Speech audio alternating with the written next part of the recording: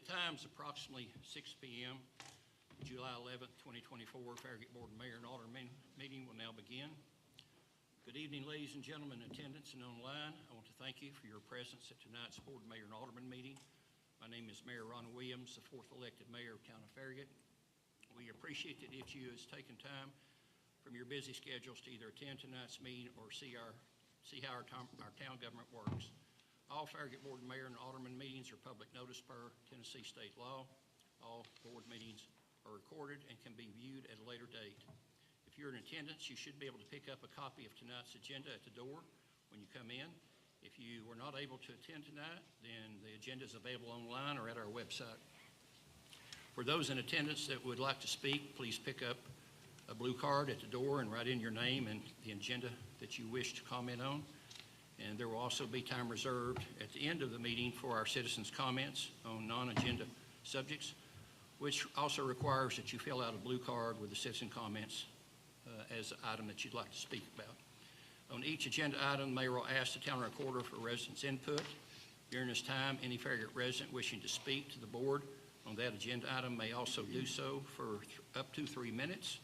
After being recognized by the mayor, please go to the podium microphone in order to be heard and viewed by all.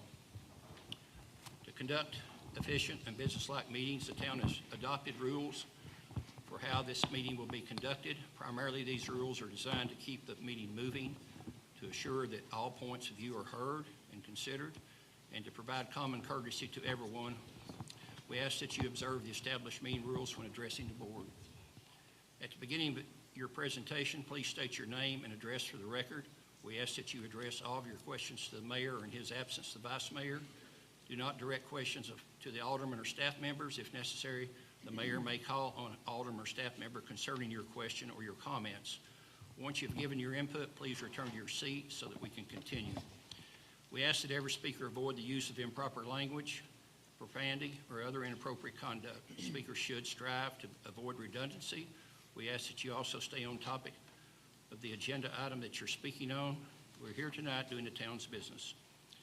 Okay, meeting call to order. We'll start tonight's meeting with a roll call by our town administrator. Or in his case, it would be Allison Myers. For a quorum prior to standing for a silent prayer, which will be followed by the Pledge of Allegiance to our country's flag, which will be led tonight by Alderman Drew Burnett. Alderman Burnett. Here. Alderman White. Here. Vice Mayor Povlin. Here. Mayor Williams. Mayor Williams here.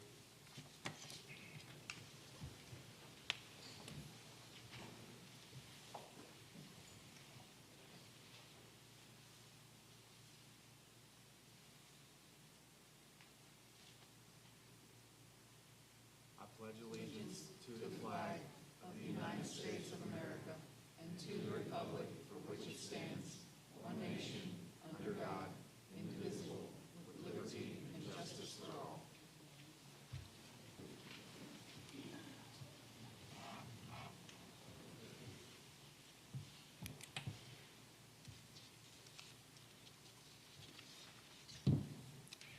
Okay, any amendments to the agenda? No, sir. None?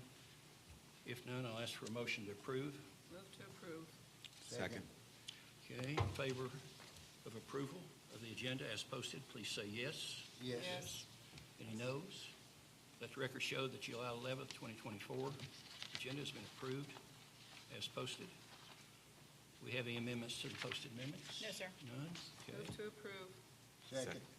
Okay, motion and second. If in favor of approval, please say yes. Yes. Any noes?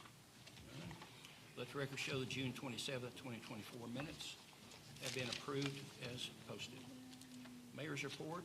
I will start with thanking all the staff and participants who made our 4th of July parade a huge success. This also goes for the Knox County Sheriff's Department, who were behind the scenes, but who are an important part of the largest 4th of July parade in the great state of Tennessee. Okay, next we will have some Parks and Recreation Month proclamation, which will be given by Drew Burnett. Thank you, Mayor. Start off this proclamation. So, whereas parks and recreation programs are an integral part of communities throughout this country, including the town of Farragut, and whereas Parks and Recreation promotes time spent in nature, which positively impacts mental health and wellness by increasing cognitive performance and well-being and alleviating illnesses such as depression, attention deficit disorder, and Alzheimer's. And whereas Parks and Recreation programs build healthy, active communities and encourage physical activities by providing space for popular sports, walking trails, and many other activities designed to promote active lifestyles. And whereas Parks and Recreation programs increase a community's economic prosperity through increased property values, expansion of the local tax base, increased tourism, the attraction and retention of businesses, and whereas Parks and Recreation areas are fundamental to the environmental well-being of our community, and whereas Parks and Natural Recreation areas ensure the ecological beauty of our community and provide for a place for children and adults to connect with nature and recreate outdoors and recreate outdoors. And whereas the U.S. House of Representatives has designated July as Parks and Recreation Month, and whereas the town of Farragut recognizes the benefits derived from parks and recreation resources. Now therefore be it resolved, the Board of Mayor and Aldermen of the town of Farragut, Tennessee, do hereby designate July 2024 as Park and Recreation Month. I urge the citizens to explore and enjoy the parks and recreation programs in the town of Farragut. Okay, thank you. Okay, next will be Public Relations Day proclamation, and the Vice Mayor will read this. Whereas public relations professionals play a crucial role in fostering communication, understanding, and transparency between organizations and the public they serve, whereas Public Relations Recognition Day serves to honor and celebrate the dedication, creativity, and professionalism of those working in the field of public relations, whereas on this day we acknowledge the contributions of public relations professionals in shaping public perception, promoting goodwill, and advancing meaningful dialogue within our communities. Now, therefore, be it resolved, the Board of Mayor and Aldermen of the town of Farragut, Tennessee, do here proclaim July 16, 2024 as Public Relations Recognition Day, and call upon all citizens to recognize and appreciate the vital contributions of public relations professionals in enhancing our understanding and engagement with the world around us. And thank you to ours, Michelle Pence. Thank you. Let's see, you want to present those? Oh, do we need to? We can. Let's bring up Ron Ostrad. Grayson. Grayson, you want to come on, Grayson? Come on, Grayson.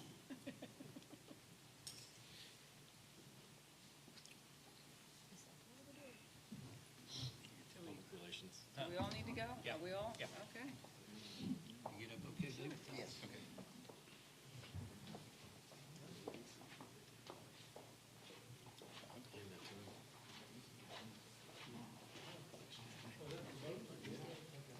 Actually, Grayson, you have one behind you.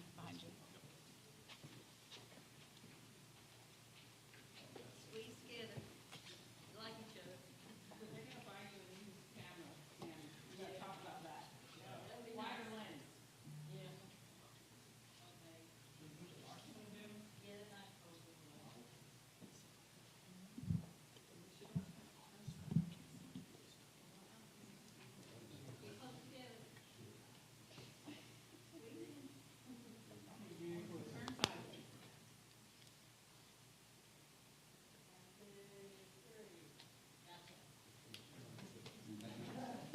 Michelle, you may as well come up too, since we're here. No, that was Grayson. That was Grayson. That was Grayson. Yeah.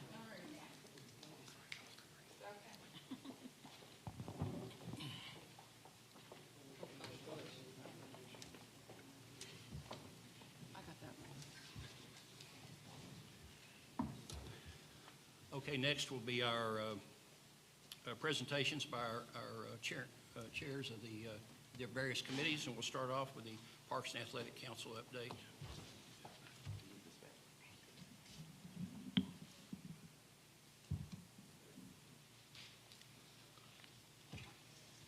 Good evening. Thanks for the opportunity. My name is Jeff Yulian. I live at 12529 High Forest Lane, and I serve as the chair of Farragut's Parks and Athletics Council. I'm here to update you on our FY24 committee activities. The Parks and Athletics Council planned a normal year of meetings and council activity. However, community input was quickly at the forefront.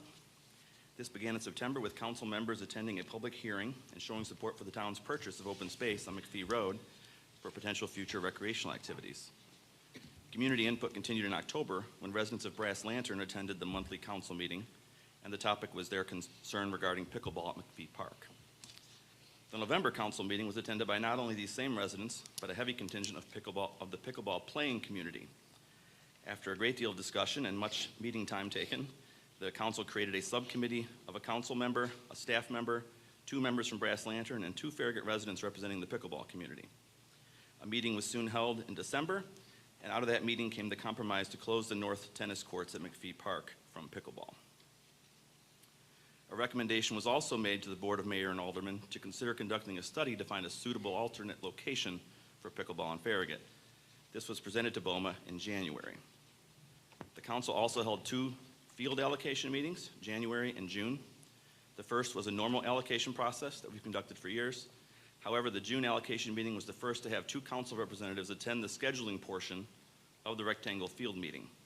This went very well, and the council will consider continuing this streamlined process with a few adjustments. Several Town of Farragut fees were recommended to BOMA for increase, including synthetic field tournament fees and the McGill Plaza rental fees. The parade grand marshals were chosen. Dot LaMarche, Joyce Moran, and Marianne McGill were chosen to lead the 2024 Independence Day Parade, which was, of course, just last week. The council weighed in on the new Parks and Recreation Department logo, which will have a slow rollout with the Parks and Rec webpage merging with the town's webpage. Our council is still formulating our goals for FY25. We will be involved in the planned community-wide survey regarding parks, programming, events, services, and the recreational opportunities of the newly acquired open space on McPhee Road, as well as our normal council activities. Okay. Any questions? Any questions? Thank you, Jeff. Thank you. Thanks, Jeff. Appreciate it. Okay, next will be the Arts and Beautification Committee update.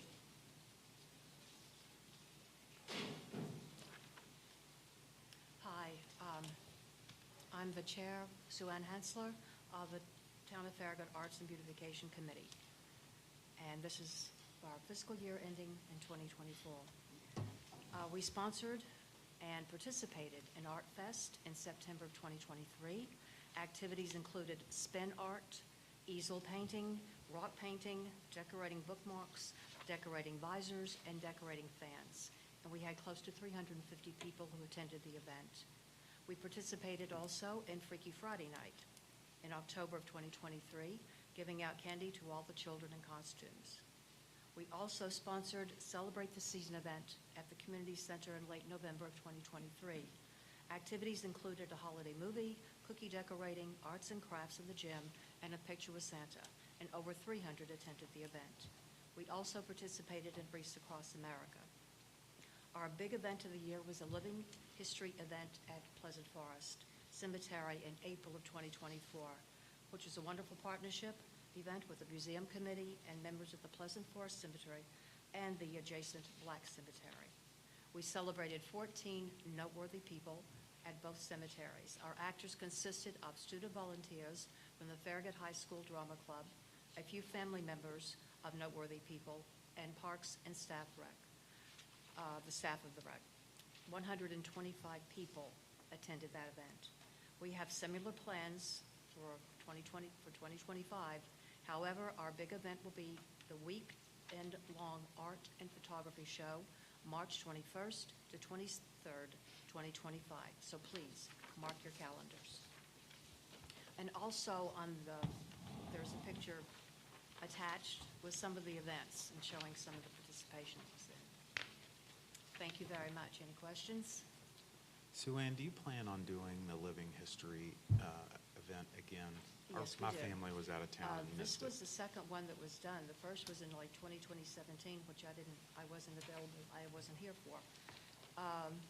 We're going to do the art and picture show, and we're going to probably do another Pleasant Forest, probably, I'm going to say maybe in 3 years, 4 years. I think they try to do like one. We're going to try to Okay. stagger it so there'll be something exciting happening. Every year. Great. Thank you. Thanks. Thank you. Thank Okay. you. Okay, next will be the Visual Resources Review Board. And that is postponed till next? Till next time. Yes, sir. Okay, then we'll move on to the museum committee update. That's the former Alderman and Vice Mayor Dot LaMarche. See if I can bring it down a little bit so you can hear me better. First of all, I want to thank the board for allowing us to be here tonight to give our reports on our committees. My name is Dot LaMarche. I live at 340 Eisenhower Street, and I am the chairman of the Farragut Museum Committee. At the start of 24, the museum operation and the museum committee experienced some challenges as the museum prepared to close for the renovation of the town hall. A new staff member was assigned to oversee the museum operation and advise the committee in October. The museum committee continued to meet regularly and planned activities despite the physical closure of the museum itself. We planned and executed the Battle of Campbell Station event held at the Community Center on Sunday, November the 19th. The event had a video, a blessing from Pastor Stelter, and a flag ceremony performed by reenactors from the 3rd Tennessee Regiment. More than 100 people attended this event. Our next event, the Day of Infamy, was unfortunately canceled due to the speaker's illness. I recently spoke to Frank Galbraith. He's in much better spirit and everything. Hopefully he plans to do that event for us this coming year. Members of the committee, we have participated in the Wreaths Across America, which was really a wonderful thing for us this time. On Sunday, February the 24th, the committee held the Black History Month event at the Community Center. Andre Terry, mother of our student rep, assisted the committee with securing speakers and musical accompaniment. Our student, Representative Edmund Terry, who was homeschooled, was on our committee, and we really do appreciate him. He attended every meeting that we had, and he showed a really great appreciation of the things that the museum committee was doing. He read an essay written by Dr. Martin Luther King.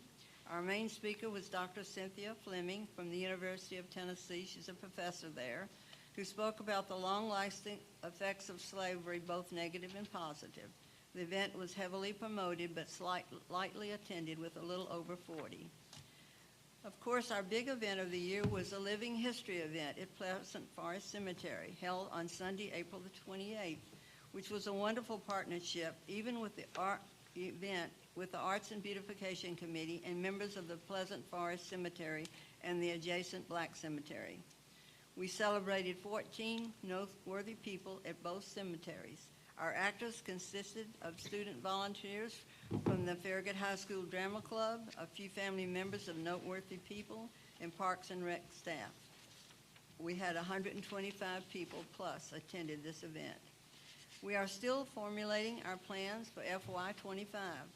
However, they will certainly revolve around the opening of the Town Hall and the Farragut Museum, which as of now is targeted for February of 2025. Thank you very much. Thank you. Thank you. Okay, next will be the tree board. That's all for tonight. That's We're all not we have prepared? for tonight, Mayor. Okay, not tonight, okay. I guess that would be the next week. Next week. Okay. Yes, sir. Great. Okay, then, I've already given my report, so we'll move on to the Vice Mayor's report. Thank you, Mayor Williams. I just wanted to talk a little bit about Betty Dick. Betty Dick passed away on June 25th. Betty Dick was, by most folks' accounts, the heart and soul of the founding of Farragut. I'd like to take a little bit of time to honor and remember Betty Dick, because without her, it is very likely that we would not be sitting here today in this amazingly beautiful town with incredible amenities, still thriving without a property tax, still maintaining our high standards.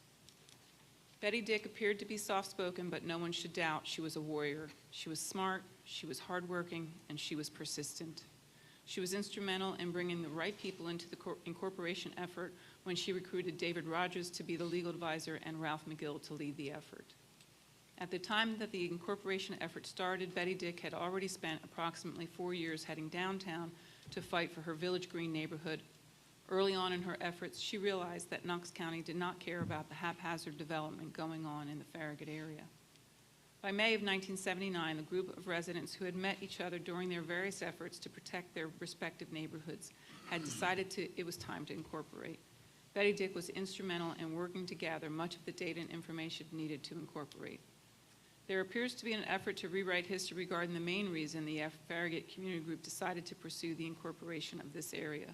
While annexation by City of Knoxville was a concern, the main driver for establishing our town was that the founding members believed that we in this community could do a better job of planning and zoning and developing, that we could put in place higher standards that would serve to protect the residential character of our community. After the town successfully incorporated in 1980, Betty Dick began her service to the town by being on the team that wrote our first sign ordinance.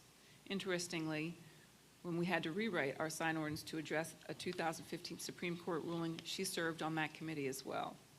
She served as an alderman representing the North Ward from 1981 to 1987, helping to lay the foundational vision of how this town would grow and eventually build out.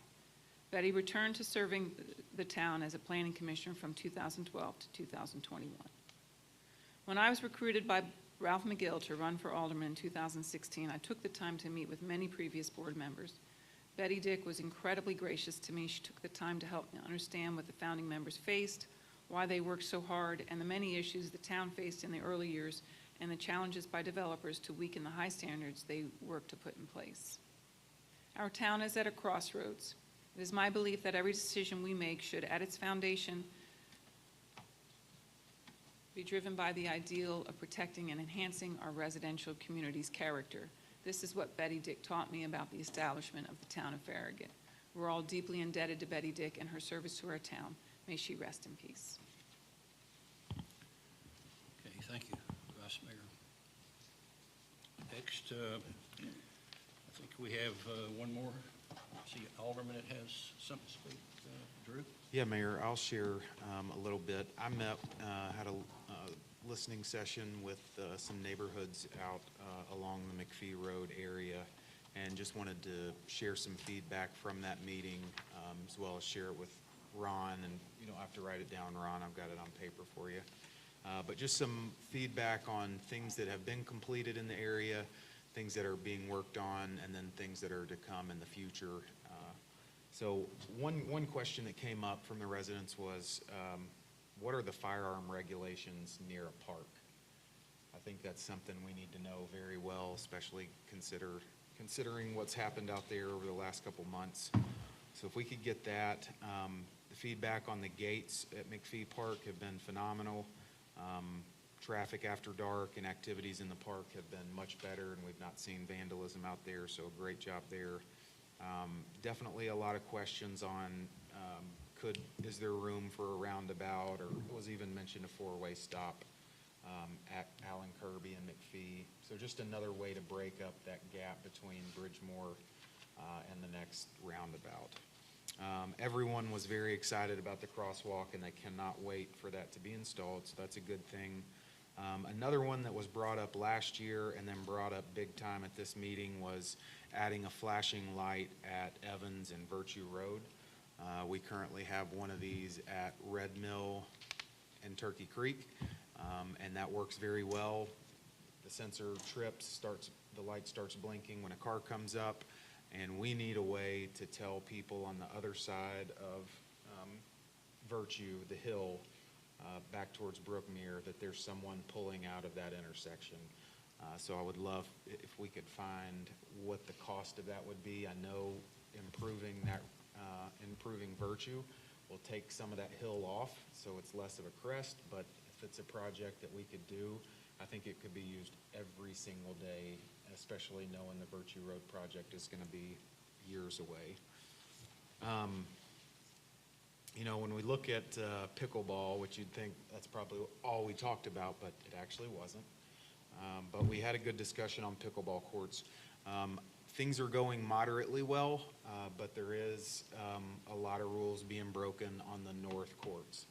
Those are the courts closest to the neighborhood that we said would be closed to pickleball. So I've shared some ideas with Ron, would love to continue that conversation, but we need a way to ensure that doesn't happen. One, because that was the agreement, that we wouldn't allow pickleball in the north courts, so we need a better way to manage that. So it's a short-term look, but also the long-term is when these courts are removed from McPhee Park and put at Watt Road, we have to have the system already set up and in place that keeps pickleball players from coming back and playing once pickleball is fully removed from the park. So just some ideas were, locking the gates, making them reservation only, possibly doing a key card.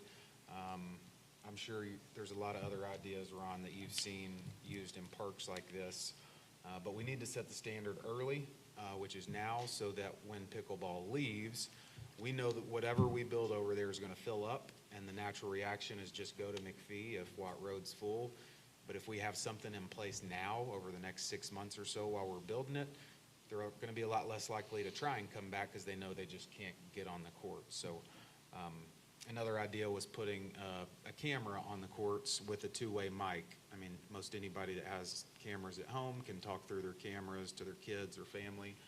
And if we had the ability to just call the town or call the park attendant, and they could, pick up the mic, talk to them and say, hey, you're not supposed to be on the court. And then if we have to send somebody out there, we're going to revoke your ability to play there anymore. So a lot of good ideas there. And then the last thing, which you probably thought you would never hear from this group, was they want more pickleball courts. This is the McPhee Road people. They want more pickleball courts at Oh, yes. Mayor Bob They Leonard. want more pickleball courts at Mayor Bob Just Leonard. to clarify. So we had 8 courts at McPhee, and those courts were absolutely packed. And so their thought, and it kind of caught me off guard, their thought is it's going to go to Watt Road. We know it's going to be packed the day 8 courts open, and then they're going to come back, and we're going to be reliving the same nightmare. So, I think it's something for us to consider, especially when design comes back, if we have the ability to fit any more courts in. But that was the feedback from all the residents that came. It was a good, positive meeting, and I let them know that I would share that with the board and with Ron. So that's all I got, Mayor. Okay, thank you. David, do you have anything? A brief thing, continuation of the discussion by Drew. And I read the email to you, Mr. Mayor, from David Zena, and what happened to his wife in regard to the disturbance at the North Court a few days ago, and the way she was treated by the participants who were illegally playing pickleball on the North Court. We got a lot of good ideas, but we got no action. This cannot continue. Our citizens cannot be treated like this and mistreated like she was. And it's going to be a big problem, because I'm sure there's a lot of men in this hall right now that say, had that been my wife, there'd be a problem right now. Something as bad is going to happen. We need to stop it. So at this time, I want to make a motion, Mayor, that by in the morning, we padlock the gate to the North Courts. And then no one can get in and play.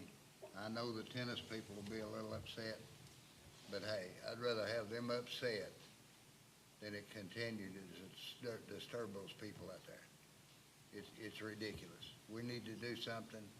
So my motion is, Mayor, to lock that gate first thing in the morning. Okay, well, it's not really an agenda item to make a motion on, but Ron, if you'd like to come up, please, appreciate it. So he can address what you got. Okay. I'd like for you to address what we have looked at, what you are working on, and what kind of a long-term, and short-term and long-term solution. We are looking at several solutions. Some of them are what Drew really spoke of, and that is different keypads for the gates, having them be reservation only. And then the most expensive one is just having a staff member stationed at McPhee Park at the tennis courts, monitoring them from, during the summer, from 10 a.m. till 9 p.m. and then, in the non-summertime, different hours. But Would you consider that a short-term solution?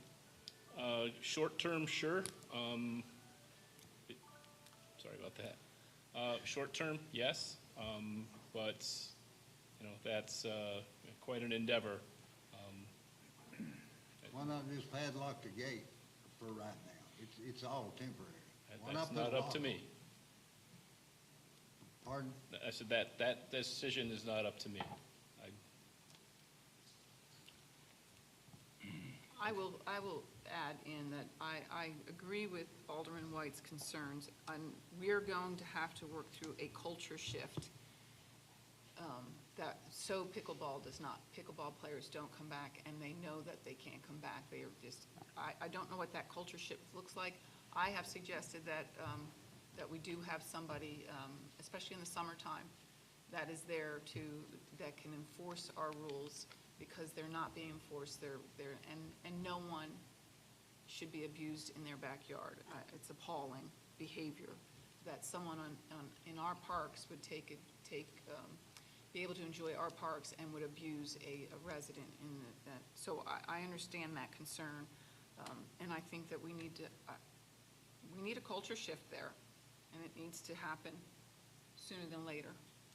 I mean, what if we committed over the next 3 months to hiring a park attendant, part-time, or whatever, and place somebody out there, and for 3 months straight, every single time they came out there, they were turned away, while we work on a solution, a permanent solution, whether it's a key code, some type of reservation system, an app on your phone that you scan, and if you have a reservation or if you're in good standing, you can get on the court. Because guess what? If we have their info when they go in the tennis court and then they start playing pickleball, guess what we can do?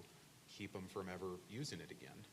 So maybe we have somebody, say for the next 3 months, that guards it, shuts it down.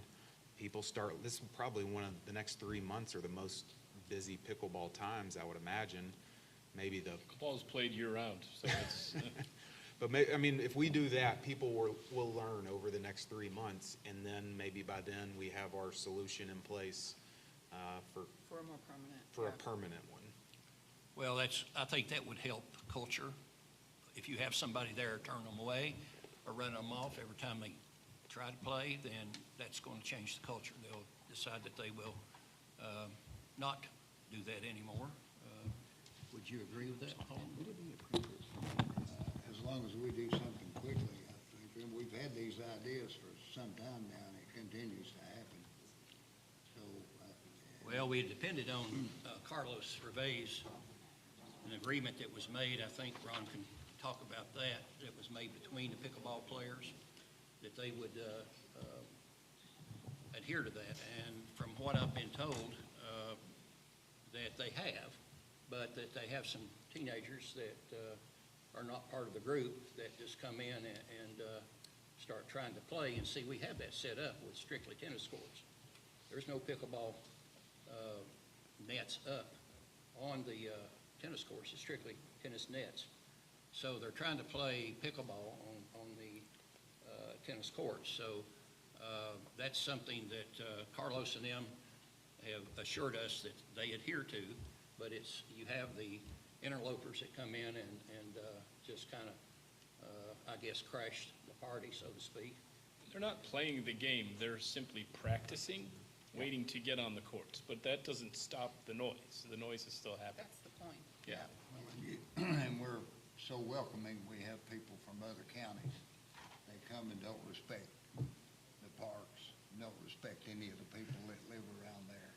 And they want to do what they want to do, and that's what caused the conflict the other day. They felt like they had the right to be there because it was a public park. So, accept any solution that happens pretty quick. But I can't see that anything would happen any quicker than going out there in the morning and put a padlock on the door, and then nobody can get in. That's pretty simple. Well, we do have. Then you can work on a permanent solution. Yeah, we do have a chain and lock on the gates. It's what we've been doing for how long? Since the park has been there. Okay, so, Have we been taking it off? How are they getting in? Well, we haven't locked the gates because they're open for tennis. We open it up every morning and lock it each evening. so it may be a solution, quick solution, to where they stay locked until a tennis player comes to, if they've got a reservation, then they come and they need to have the gate unlocked. That's a solution. Okay?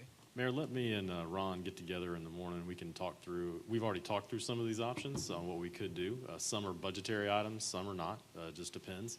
But let he and I get together in the morning. I can give an update to the board as soon as we can about our direction going forward. Okay. That good with you? That's all I have. Okay. Thank you. Sure. Thank you, Ron. Appreciate you coming up out of short notice and with no preparation. Okay, next, we will have ordinances. We have 2 ordinances to review and consider tonight. The second reading of ordinance 24-09 is an ordinance to amend the Farragut Municipal Code, Chapter 103, Aquatic Buffers, Chapter 111, Stormwater Management Control by deleting chapters in their entirety and substituting new language of Chapter 111, Stormwater Management Control. Good evening. Darrell. This is the second reading of the stormwater ordinance. You'll recall from the first reading, the ordinance has been prepared using a model that MTAS, that's University of Tennessee Municipal Technical Advisory Service, that they wrote on behalf of TDEC and all the communities across the state. There's very little additional language in there that TDEC, anything more than TDEC wanted. There's everything in it that needs to be in there. We did insert some of our own language from the current ordinance for design criteria and definitions. So that being said, staff recommends approval of ordinance 24-09 on second reading. Move to approve. Second. Okay. Resident comments? Yes, sir. Our first speaker is Gerald Thornton. Jerry? Thank you for coming up. I apologize. I thought you were here for the tree board. When I saw you sitting here, I didn't know No, you we're couldn't at turn tree in a board's blue meeting card. on the 22nd, I think.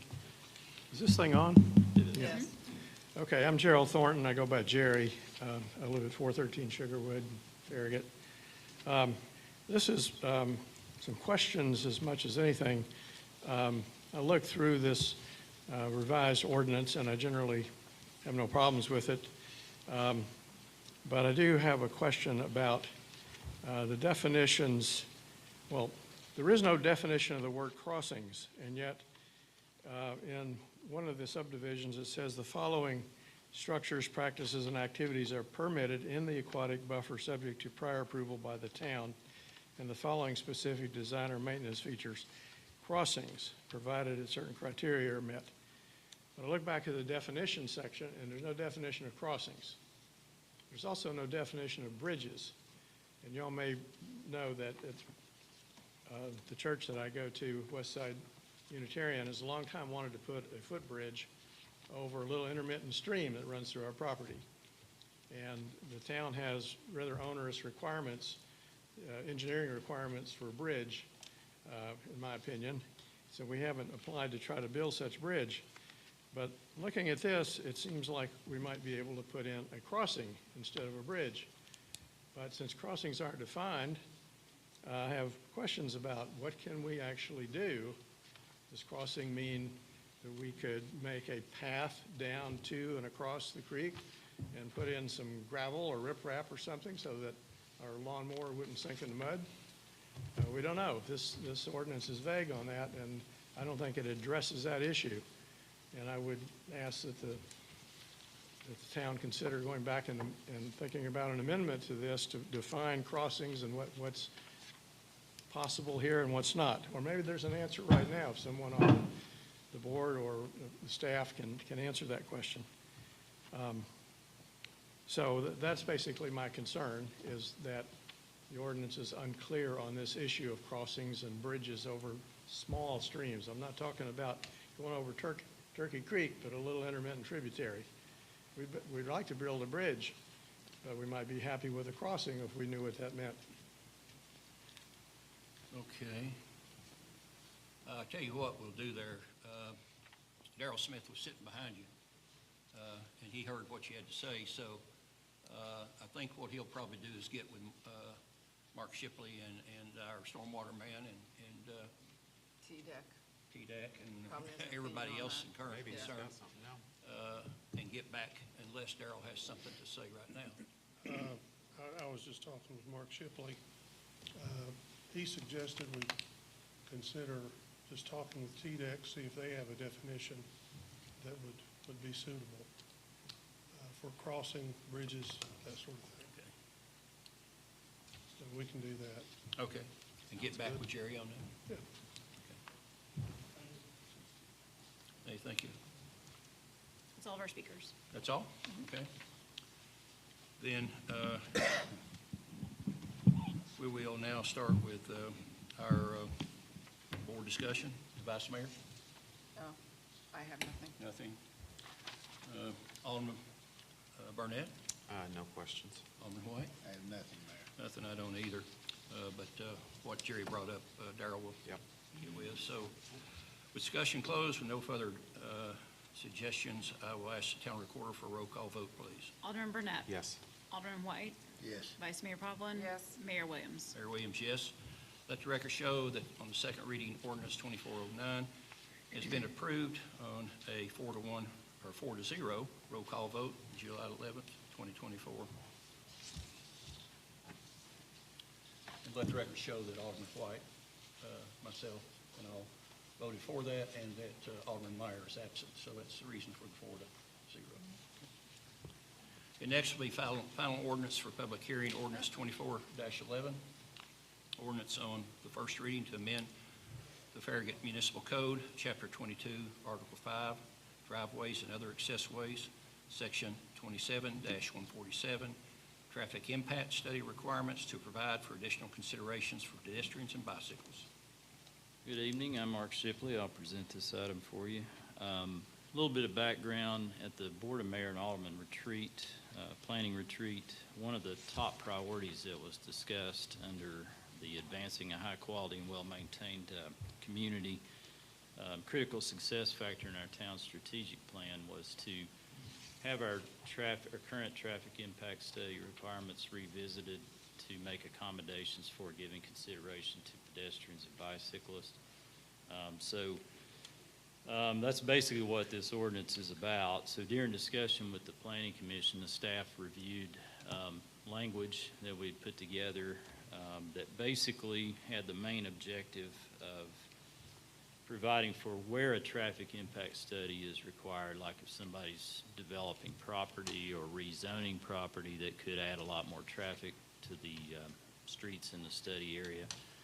That consideration was given to existing pedestrian and bicycle facilities in the study area, or any impacts that the project could have on those type of users of the transportation system. And that could involve whether there needs to be more crosswalks, more facilities for those users, looking at the timing of pedestrian signals at intersections, crossing distances, all those kinds of things that aren't currently addressed in our traffic impact study requirements in the municipal code, or what we've added some language to in ordinance 24-11. When I was putting together this language, I looked at some other communities. I looked at Franklin. They had a little bit of language in there. There's frankly not a lot of language in municipalities that I was able to find, but I did put together some language, and I sent the language to some of the traffic engineers that we deal with commonly, and they provided some input to the staff, and we incorporated their suggestions, and they are reflected in ordinance 24-11. And when this was presented to the Planning Commission at their meeting in June, they did unanimously recommend approval, and the staff recommends approval of ordinance 24-11 on first reading. Move to approve. Second. Okay. We have any resident comments? Yes, sir. Our first speaker is Greg Wimberly. Excuse me? Greg Wimberly. Wyberly, sorry. Okay. I live on Evans Road, and I'm really not surprised at the language in this ordinance. It's a thinly disguised attempt to take land where y'all didn't succeed back in 2022 by way of easement. And I've detailed some issues that were back then to both Mr. White and Mr. Burnett in an email today. That's welcome to be put in the record if you want. And I'll just highlight a few things. You know, when you say that you make these ordinances in the benefit of town of Farragut, I haven't felt the love over the years. For example, when they developed the farm property next to me and were bulldozing everything, the town didn't insist on any erosion control measures until I reminded them that that was a law. And then it got put in. Not soon after, the property across the street, and they were developing that land, they put up a big billboard. I said, call town of Farragut, you know, what are you doing with a big billboard in my neighborhood? And that finally got taken down. Not soon after that, y'all changed my zoning without telling me. I'm zoned agriculture, and you changed it to residential. Called you up. What's the deal here? You can't do that, right? And only after a lot of maneuvering did y'all change it back to where it was supposed to be. Then comes this taking of the easement back in 2022. You send me a letter with very little notice that you want to take an easement on my property, knowing that the greenway is only specified for subdivisions. And the subdivisions around me, you know, there's contiguous subdivisions between the farm and the park. Y'all didn't bother to put a greenway through those. No, you want to come through my property, a private residential single-family agriculture property.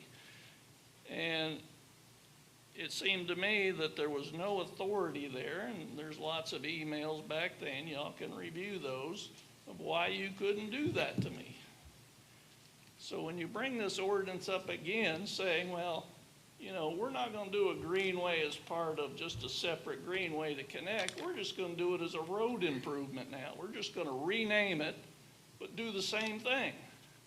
I'm saying, you know, what's wrong with you people? I mean, you know, I've been stabbed in the back so many times by you people, I just don't understand. You know, who are you defending? Me, the private owner that's been there since 1986, or some lady down the street that wants to walk her poodle up to McPhee Park? I just don't understand that.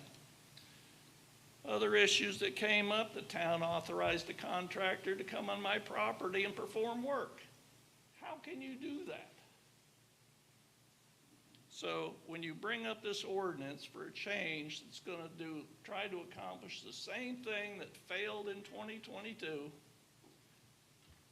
I don't see that that's a reasonable thing. There's no guardrails in it for grandfathering properties like on Evans Road. Evans Road is agriculture. There's sheep on that road. There's horses on that road. I've had horses on that road. You can't put a pedestrian path with dogs on it and treat it like a petting farm, basically. So I think this ordinance needs revision. Considering the action that the people on Turkey Creek are taking, I think you ought to table it, revisit it, look at the language, and try to protect the owners that have been there for a long time. Thank you, Mr. Weberly. Our next speaker is Steve Williams. And Mayor, for some reason, our timer is working, but it's not sounding, so you Okay, may just want to pay attention to was so the sound. Sorry about that.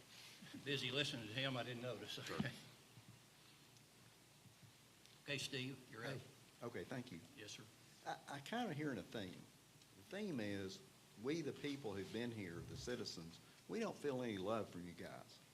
We think we're being abused.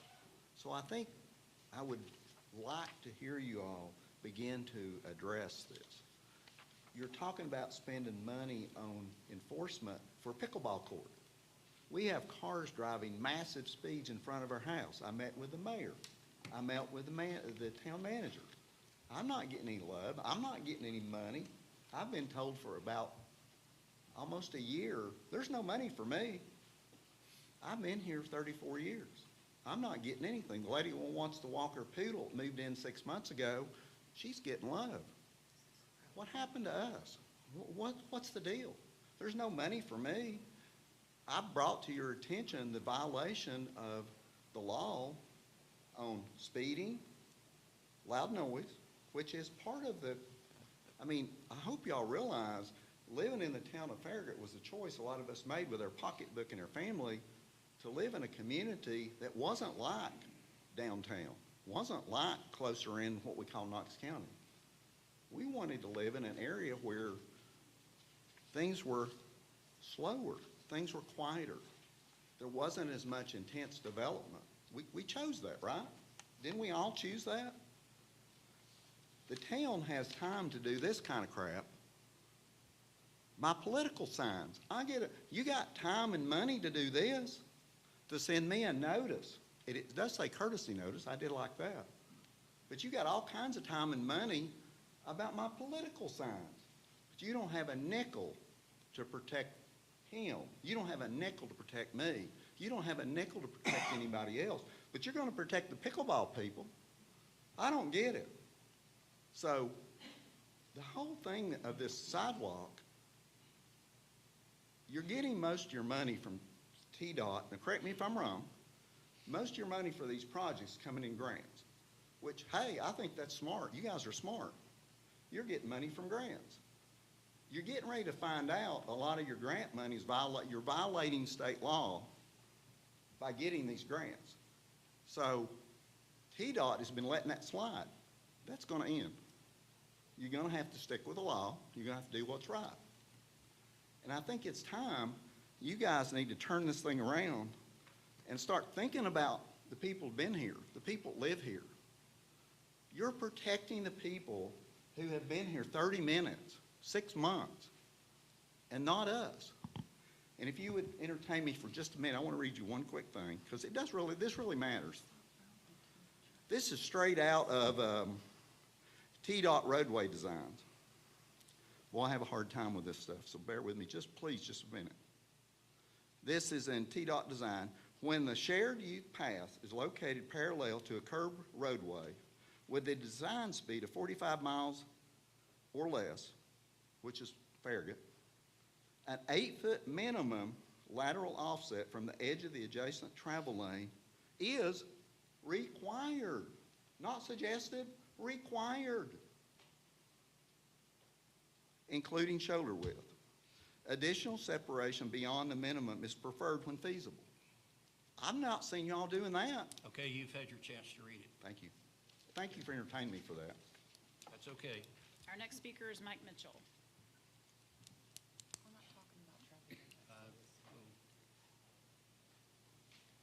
Mike Mitchell, Brixworth.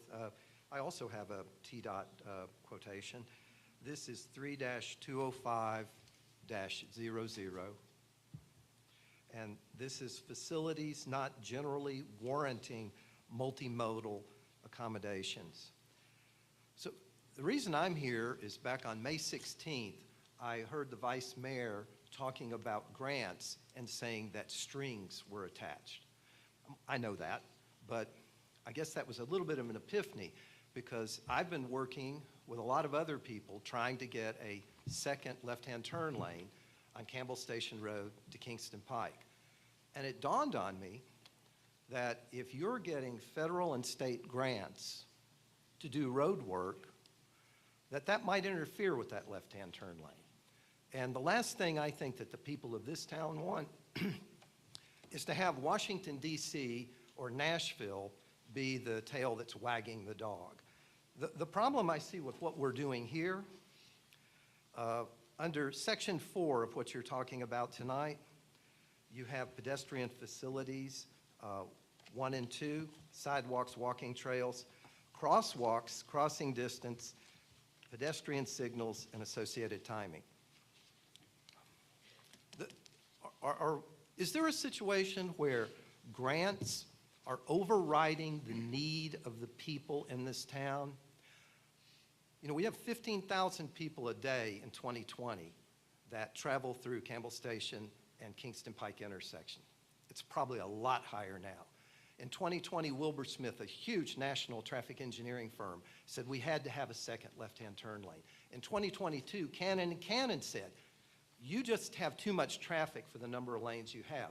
But there is this constant issue that we need to transform our rural town into an urban city. I think the worst thing that could happen to this town is encouraging pedestrian crossings at Campbell Station Road and Kingston Pike, when the people could cross at Aldi and the baseball field and walk 1 block. The walkable town center is focused on walking. Why would we put people walking through the worst intersection in the entire town? I believe our first speaker had it right. This should be tabled. The Harkins lawsuit should be heard. A judge should rule. Now is not the time to vote on this. I believe it's premature, and I thank you for your time.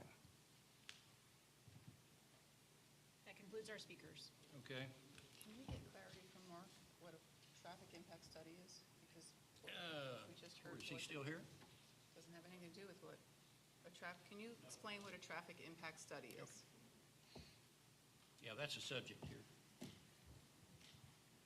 Just for clarity, you guys are talking about a multimodal transportation network. This is about a traffic study for when like Publix is coming in, and they had to do a traffic study to say, do we need any traffic lights? Do we need any, what needs to be addressed for this new development to come in? That's what a traffic study is.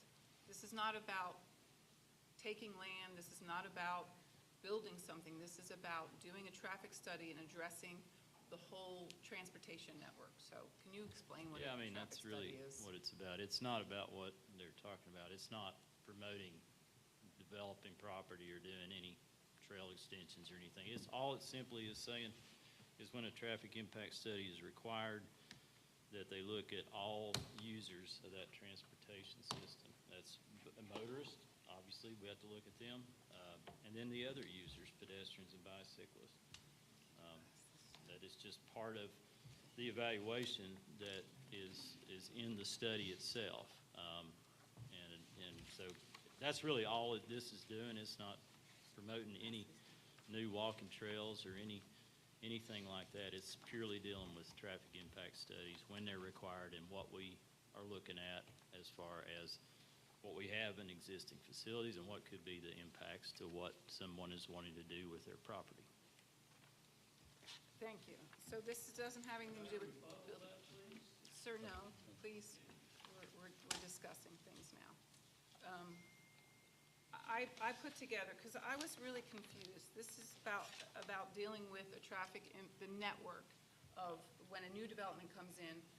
They already have to analyze it with the growth of the traffic. What's their impact on it? Do we have to put in a traffic light? Do we have to do stop signs? It's generally that. In recent years, there's federal regulations coming down to the states. And so I went through to look at this, where this came from that the TPO has been working on. So we have the Code of Federal Regulations, and it's the codification of the general and permanent regulations promulgated by the executive departments and agencies of the federal government, United States. You go through the CFR, and Title 23 is highways. Title 23 highways, Chapter 1 is Federal Highway Administration, Department of Transportation, Subchapter E. I know I'm going to get into the weeds here, but I have to. Planning and research. Part 490 is National Performance Management Measures. Subpart B, National Performance Management Measures for the Highway Safety Improvement Program. The purpose of this subpart is to implement the requirements of 23 United States Code 150C4. That's federal law. We're required to follow federal law, which requires that the Secretary of Transportation to establish performance measures for the purpose of carrying out the Highway Safety Improvement Program and for state departments of transportation, state DOTs, to use in assessing serious injuries and fatalities per vehicle miles traveled and number of serious injuries and fatalities.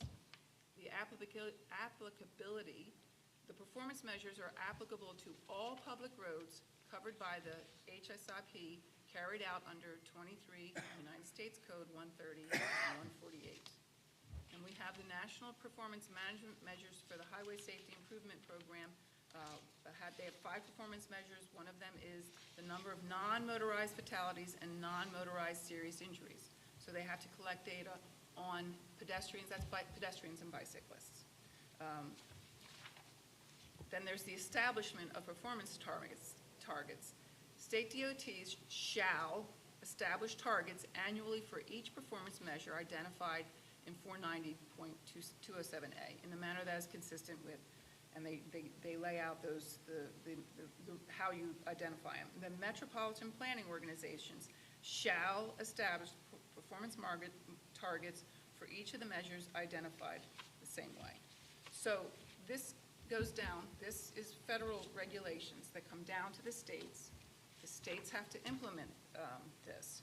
And then they send it down to the TPO, which is the Knoxville Regional Transportation Planning Organization. Town of Farragut is a member of the Knoxville Regional Transportation Planning Organization. The TPO, through its membership, adopted performance targets, which include targets related to achieving a significant reduction in traffic fatalities and serious injuries for all users, which includes pedestrians and bicyclists on all public roads. We have to address pedestrian safety in our transportation traffic planning. If we do a traffic study for cars, we need to do it for pedestrians and if there's bicycle activity in the trails. That's what this is about. This is not about multimodal transportation networks. We already have that. You don't want people crossing at Kingston Pike, but those sidewalks have been there since the 80s. People are crossing there. They're already crossing there. That's part of this whole idea of this mixed-use town center. The decisions made about where they're going to put lanes, that's going to be made by a future board. But when we have more development come in, particularly in the town center, we are promoting walkability, we're promoting pedestrian activity. We have to address pedestrian safety in that planning. It's incumbent upon us. It would be irresponsible as a community to not look at pedestrian safety. It's a requirement by TPO through the state and through the federal government. So I'm struggling with, I understand what you guys are saying, and that's a broader conversation that we need to have, but that's not this conversation. This is about addressing things that we are actively putting sidewalks along Kingston Pike and Campbell Station. And every major road project we've done, we've been putting sidewalks in, and people are crossing these major streets. We have to address and understand the impact of the decisions, the recommendations they're making can't just be car-focused anymore. They have to include the pedestrian aspect of it because they are the most vulnerable users in that. The state of Tennessee has come up with guidance regarding safety through two publications, the Tennessee Strategic Highway Safety Plan and the Tennessee Vulnerable Road User Safety Assessment. So that's the point of this. I hope I've explained that clearly. Okay, thank you, Mark. Anyone else? That's all the speakers tonight. Okay, thank you.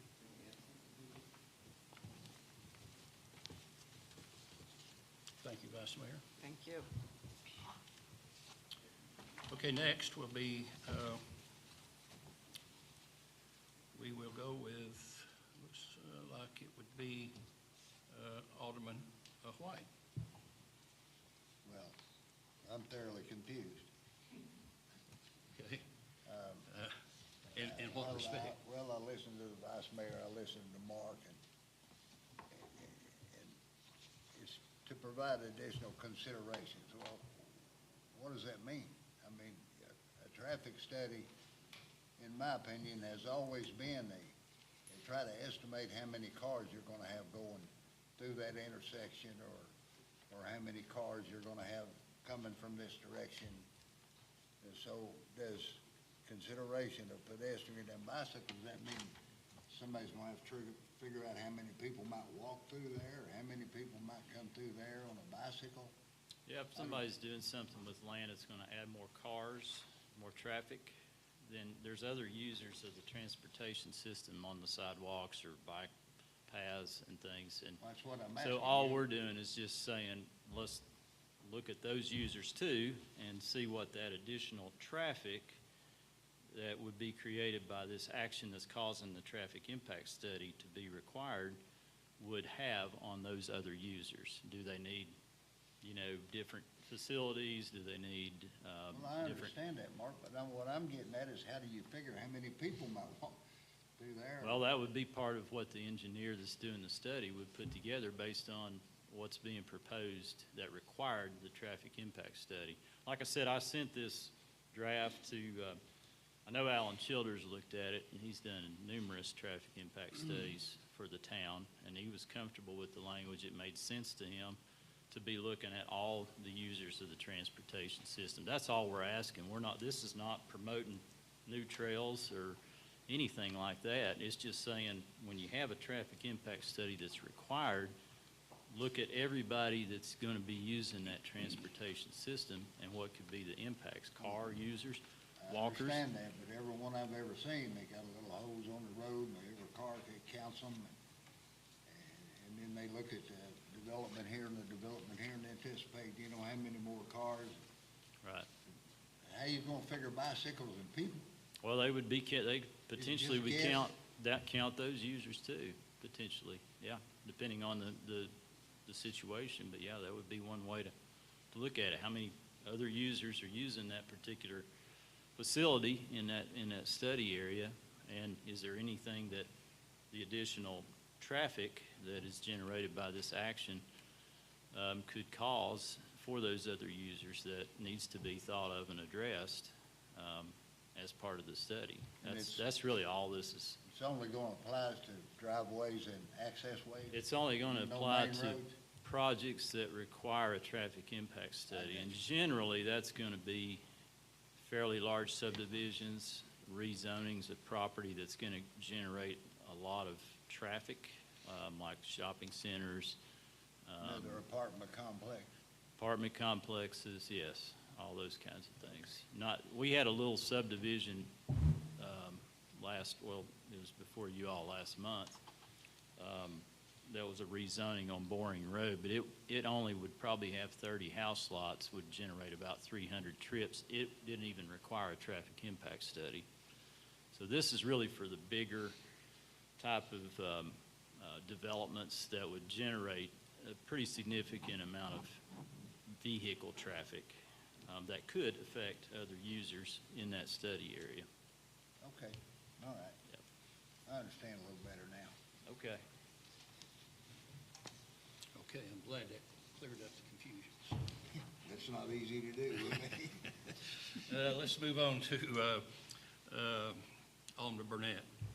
Hey, Mayor, I don't have a whole lot of comments. It's pretty straightforward to me. Okay, well, it is to me as well. And with discussion complete, I'll ask the town recorder for a roll call vote, please. Alderman Burnett. Yes. And thank you, Mark. Alderman White. Yes. Vice Mayor Pavlin. Yes. Mayor Williams. Mayor Williams, yes.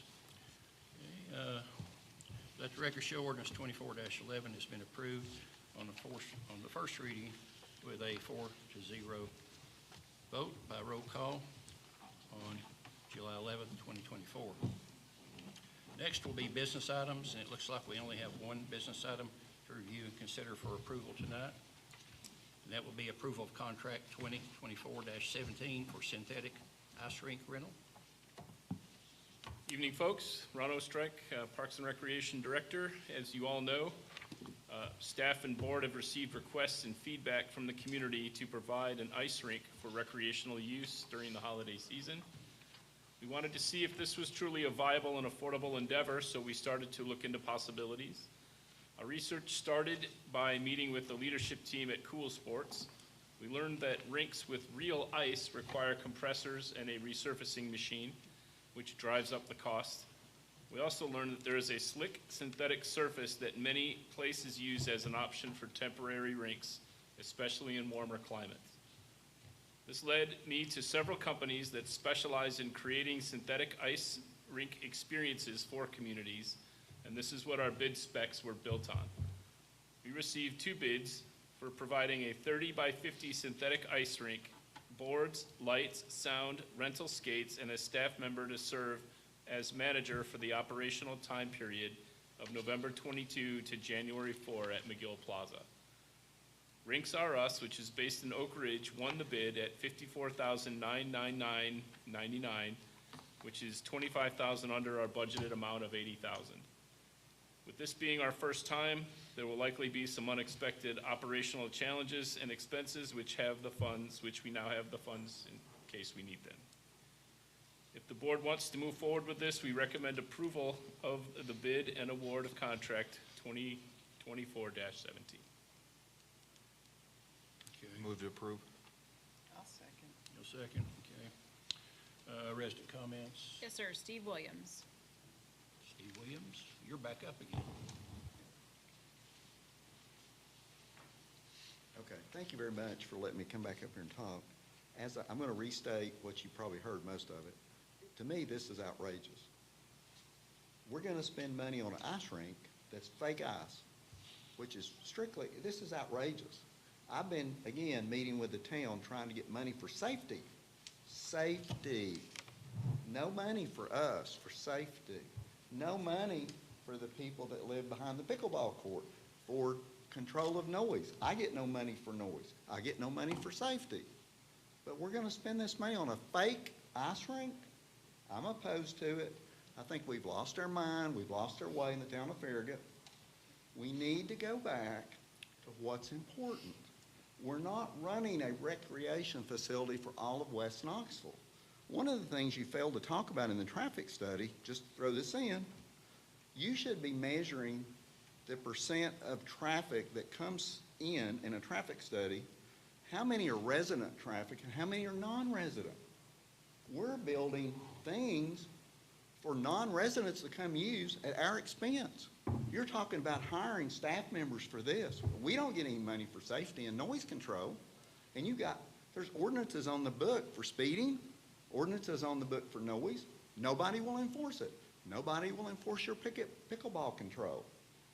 I think we've lost our way. I would very much ask that you take a few minutes, do not throw this money away, take that money and give us folks out here in the community money for control of traffic and for noise. That's way more important than a fake ice rink. Thank you. Mr. Williams, we don't control the speeding. We don't control the cops coming out here. We have requested and requested, and I'm not just pointing this at you, I'm saying this to everybody. We have been asking and asking.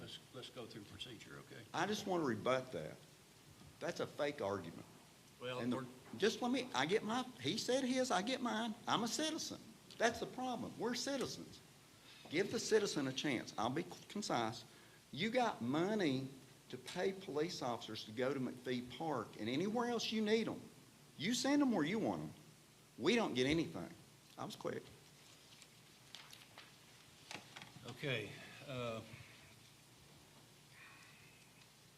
That's all of our speakers. Huh? That's all of our speakers. That's all? Okay. Then we will move on to, and you can start off. Alderman Burnett. Okay. Yeah, this has been up and down adventure looking at getting an ice rink in here, and we thought we could partner with a local company to help us do it, and that didn't seem to play out. And then we looked at, could we bring in our own ice rink, and that was way, way out of the budget. And so Ron's come up with a very, very neat option. I think it will be a huge hit for families all over this community. To see the lights, to head down Campbell Station, to enjoy the ice rink experience. I think it'll be a phenomenal asset, and I'm excited for it. Okay. Vice Mayor? Well, I feel like I need to address a little of what Mr. Williams is stating. Okay, well, let's Are we going to reserve some time for that? Because, let's get past this, okay. and then This is, I think this will be a wonderful asset in addition to our Light the Parks that we do, which also costs quite a bit of money to put that on. I think this is will bring more activity to the area, and certainly Summer Moon and 35 North and Elkmont Station and Starbucks stand to benefit from that and bringing more of that energy to that area. So I'm fine with it. Yeah, I think you'd bring more activity to the neighborhood, all right, and from Loudoun County and Oak Ridge and everywhere else. Anybody thought about the liability of a skating rink? We can't be a recreation organization to furnish everything everybody wants to do. A lot of people want to play pool. You want to build a pool hall? A lot of people like ping pong. You want to buy a building, put ping pong tables in it and say, come on, let's all go play ping pong. No, we can't furnish everything. We got traffic going to come out to Wazoo. We got building in Loudoun and Lenore City, tremendous amount of building. They're going to come up Martell Road, and they're going to cut across McPhee Road, and they're going to come here. They're going to come up 70, they're going to come up 11. There's 200 individual houses being built at 321 and 70. Where do you think those people are going to come? They're going to come right up through 70. We need to be thinking about spending our money on things that help the citizens, not for people to play, have fun, and recreate, and maybe even get hurt and get a sued liability. No, I think we have enough recreation going on now that we can't even handle it. We can't even control pickleball. How are we going to control an ice rink and make sure it's our citizens that are using it? Nobody's going to get hurt. It just doesn't make any sense to just keep spending money on things for people to play. I'm not for it at all. Okay, thank you. My turn. This has been something that's been on a talking point for a while with our people in our town. Believe it or not, we have a lot of people in our town that want this to happen. We have a lot of people in our town that do take use of our recreation area. I know you don't, but there are a lot of people that do, and there are people that live in our town, and that's the people that we try to focus on whenever we put forth our parks. Unfortunately, we cannot do like what is suggested, that we put gates up to stop people from other counties from coming into our town. We cannot do that. I know that that would be a real solution if we could, but we can't. And we have recreation for everybody in our town. There's other people that use it. So if we're just going to say we're going to do this no more and we're going to close all of our parks and put gates up. I never said that, man. I know you didn't say that. I know you didn't say that. I'm not putting words in your mouth. I didn't say you were going to close anything. I'm just telling you that we can't do something where we can stop people from other, that means it's like driving through our town. I never suggested that either, Mayor. Understand what I said and then chastise me, that I didn't say that. I never said put up gates and stop people from coming here. Well, what's your solution? What's your solution to stop people from coming to our town? To use I these don't have facilities? any solution to Okay. stop them. Okay. I'm just telling you, everything we build, our people are not going to be the only ones using it. We're spending our money. For our people. Oh, well, yeah, for our people and Okay. everybody else. That's the point. We're spending money for our people. And that's my talk about it. As far as other things, well, what Steve's got talked about, we'll get to that shortly. Okay, But can I right now- just add to what we're talking about? We have proposed, projected $17 million in revenue for the fiscal year '25. More than 70% of that is business generated. That doesn't come from just town of Farragut folks. We rely on folks coming in to the town and participating in the things that we do and spending money in our town. I think what we've struggled with is not so much the people coming to our town, it's all the people coming through our town that are going somewhere else because they're using our roads because it seems to be the path of least resistance. That is very frustrating. Loudoun County has opportunities to build in some connectivity now that could relieve some of our, parallel to Watt Road, that could relieve some of the traffic that now comes through our town. That could go that way. Knox County is working on intersection improvements on Watt Road that would bring in a traffic light, and that could help with traffic flow if they would add that road. Knox County is finally starting, they have a mobility study. They finally funded a mobility study for Chodo, the one that I advocated for in February when they were here.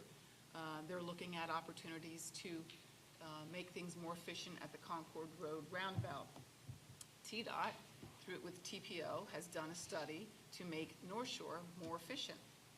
Putting in, they can't widen it, but they can put in turn lanes and make that more efficient. That's a way to take traffic, our town. So it's frustrating that we have become a cut through, but for the people that are coming here and participating and taking part, that are outside of outside of Farragut, are providing revenue to our community through their purchasing, whenever they go shopping or when they go to our restaurants.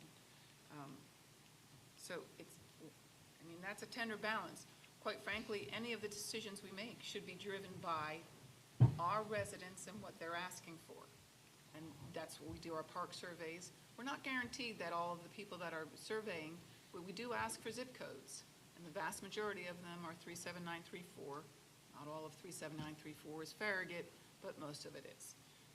So we know where we're getting this input from, but we work with trying to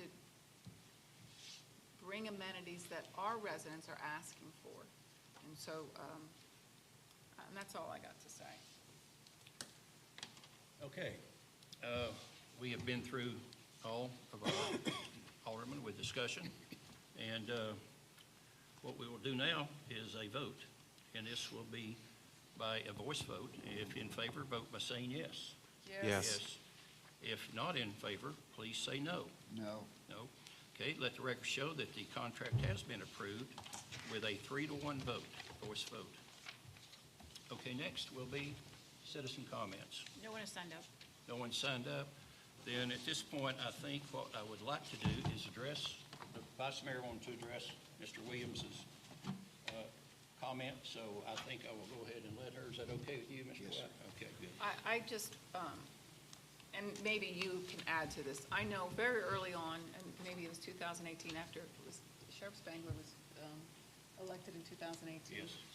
The town did reach out, and I think Mr. Smoke and Mayor Williams met and said, hey, we'd like to dedicate funding to have dedicated officers here.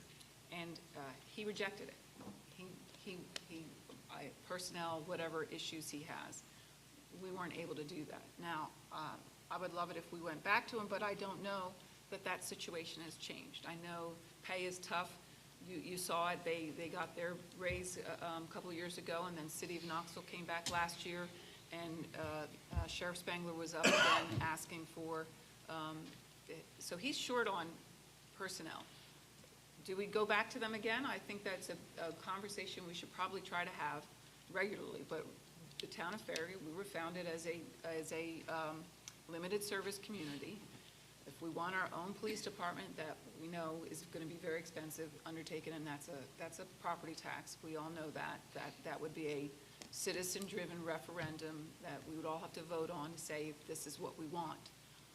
I share your frustrations. I've met with people on, I live off of Everett Road. I know speeding is everywhere. It's not just in Farragut, but this is where we live, and this is Where we see it. the crud we're dealing with, and it's over the top. It's outrageous. The McPhee Road residents, you know, we did speed studies, and we're trying to work with how do we at least make it safer for them. They're getting out on their trails. Are there ways to slow down speed? And that's a tough thing to fix because people like to go fast. We're trying to, you know, if you look at Virtue Road, the way we built Virtue Road, we tried to build it, design it to make it feel a little bit slower. If you look at McPhee Road, it was built to be fast. It's just a fast-feeling road, and we're trying to address that. They got more ways to develop roads so that you're cognizant of the speed of the road, the feel of the road. We did it with Union Road. We've reduced the design speed in hopes for that. I understand your frustrations. It's not lack of desire or lack of funding from our part. We have the constraints of we're not going to have our own police force, so we have to work with Sheriff Spangler. I think we go back to them again and ask, hey, we have funding, can you please dedicate some officers to Farragut? So. Yep. Hold on a minute. I'm going to address that. At this moment, Sheriff Spangler is not having meetings with us or anyone else. He's got health issues, and at some point, I think he will be past his health issues, and I think he is aware that David and I have both put in calls to have a meeting with him. We're going to probably look at different solutions to this. I understand the noise. I hear it every night. It's one Mustang that runs all the way around the North Shore area, up and down Shodo, up and down McPhee, across. He's everywhere. He's on Kingston Pike. We hear it, okay? Have they tried to catch him? I'm sure they have. So far, he's been pretty slippery because he's still doing it. If he had caught him, he'd probably be stopped. Maybe Mama would take his car away from him. But at this moment, he's out there, and we hear it every evening between about 6:30 and 8:30. And he makes his rounds. And then sometimes he has another guy with him that's a little silver rice burner car. I don't know what you want to call it. To me, it's just a little Japanese car that I don't know what it is, but because I see it in the dark. But he makes a lot of noise as well, and when you have both of them together, it's a lot of noise. I don't know if they know exactly where our police officers are at the time. I think most of the time, from what I understand from ours, is that they're out on the freeway doing something they call plasma or something like that. I don't know what that means, that they're running up and down the freeway taking care of things that are happening out there. So hopefully at some point when Sheriff Spangler is back to where he can talk with us, where we can both meet with him and talk about some problems and see if he has solutions. That we've listened to you numerous times about the need. We know it's there. We've listened to others about the need. We know it's there. And it's something that hopefully there will be a short-term solution and a long-term solution too. I don't know what that is at this moment because we don't know what kind of resources that he could possibly try to give us. You know, at one time we were able to hire off-duty officers. We no longer can do that, so unfortunately. Excuse me? No, it's sheriff's decision. Sheriff stopped him from doing it. Yeah. So at this moment, I think we're pretty much kind of where we're at until we can get to a point to where we can ask for a little bit more help in some respects. That some of it may be something that we'll have to pay extra for, and some of it may be something that they can do through their current staffing. I don't know yet. That's the best I can give you. When the new county commission comes in, after the council, Steve Williams again. When the new county commission comes in, I would love to see the town go to the county commission and let them be your partner. Because the sheriff has no money. He only has money county commission gives him. And the way to do this, and I respect the sheriff, and I hate that he's sick, okay? That's bad. But he does have a deputy. He has a second in command. That second in command should be meeting with you. There's no excuse for that. He should be meeting with you. The town needs to go to county commission, partner with them, because this is happening all over Knox County. We're not the only ones. We just feel it egregiously because we have so much cut-through traffic now. We've got a lot of growth out here, and we're the cut-through. So it's time to put an end to it. The way you end it, you go partner with county commission to be your partners, and you line item his budget. And you line item his budget for traffic control and noise control in the town of Farragut. He can't spend one nickel of that money anywhere but in the town of Farragut. And if he refuses to do it, then that money gets transferred to the town of Farragut bank account. And then we can hire people. Because it's easy to hire people if you got that kind of money, because he's getting, what, $100 million? We deserve our money. We deserve protection. We deserve protection for speeding, for crime, and for noise control. All the laws are on the books. There's no need for laws. It's just time to get with it and get enforcement done. It's an enforcement thing. Your problem over there on McPhee at the park is enforcement. It's enforcement. My problem is enforcement. All the laws are in place. Everything's in place. We need to partner with county commission. After this election, I think you're going to have some favorable folks on there that are willing to listen to you, to line item that budget, capture that money, and that money does not get spent outside the town of Farragut city limits. Thank you. Okay, Steve, thank you. Okay, next will be the town administrator's report. Mayor, just a couple things tonight. One is I wanted to reiterate what you mentioned earlier about the July 4th parade. We had a great attendance of over 6,000 at the July 4th parade last week. Our park staff and really all of our staff did a wonderful job of putting that event together, and we really appreciate all the efforts that everyone put into that. The other thing we had last week, along with the July 4th parade, was our USS Farragut sailors came up from Jacksonville, Florida. It was great to get to see them. Commander Roberts was here, commander of the ship, and all of the sailors that came. Tourism did a great job of getting them involved in dinners and luncheons and meet and greets with the public. They got to throw out the first pitch of the Tennessee Smokies game, so they had a great time while they were here. And finally, yesterday, we were able to have a road dedication for Coach Eddie Courtney over here at the high school. It was a great day celebrating Coach Courtney and the legacy that he has left the Farragut community, and certainly the football players over there at Farragut High School for over the last 40 years. So Eddie Courtney Lane is going to be the new name of the road going in to the high school off of Campbell Station there. So with that, that's all I had to report, Mayor. Okay, thank you. And next will be our town attorney report. Yes, no report tonight. No report. Okay, if that's the case, then the time is approximately 7:32 p.m. and without objection, the July 11th, 2024 Farragut Board of Mayor and Aldermen meeting is now adjourned.